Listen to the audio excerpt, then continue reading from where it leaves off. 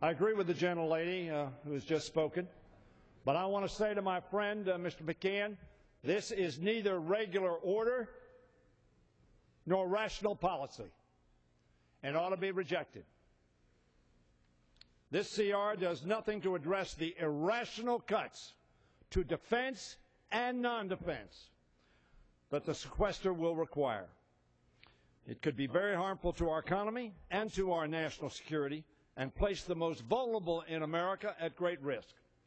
We should not allow, my colleagues, our government to shut down, but we cannot do business this way, lurching from one manufactured crisis to the next.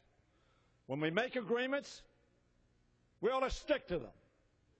And the agreement was, as the chairman has tried to put forward, and I want to congratulate him for that, that we would spend on the discretionary side of the budget at about $1,043 billion. That is not what this bill does. It breaks the deal. Nobody expected sequester to take place, and we ought to obviate it because it will hurt defense, our national security, and our domestic security.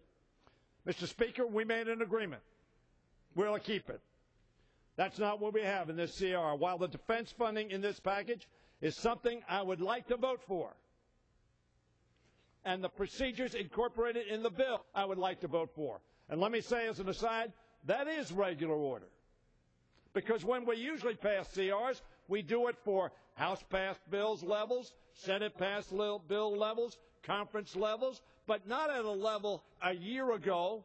The reason they've amended defense and veterans and veterans and McKeon is because it is irrational, and they recognize its irrationality as it relates to the national security. You ought to recognize the irrationality for the rest of the budget. I ask for another minute.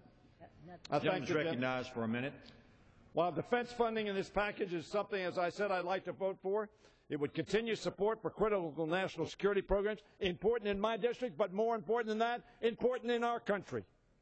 If Congress continues to face every manner of manufactured crisis every other month, we cannot govern rationally, and it will hurt our people, our economy, and our security. When dysfunction rusts the wheels of Congress, it is the American people who suffer.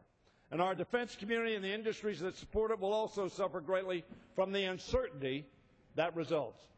I want to vote for appropriations bills that keep the promise we made to each other. I want to vote for appropriations bills that enable us to limit the negative impact of sequestration on our defense community and the most vulnerable in our society.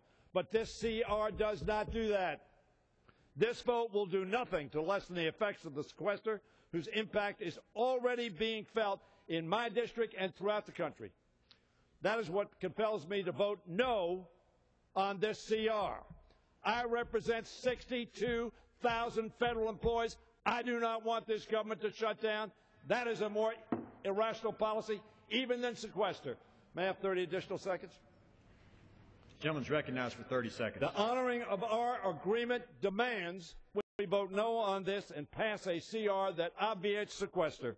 I urge my colleagues to defeat this CR so we can send a message to those who control this chamber that we have a responsibility to our country and to our people to adopt a balanced fiscal plan to reduce our debt and deficit and invest in the growth of the economy.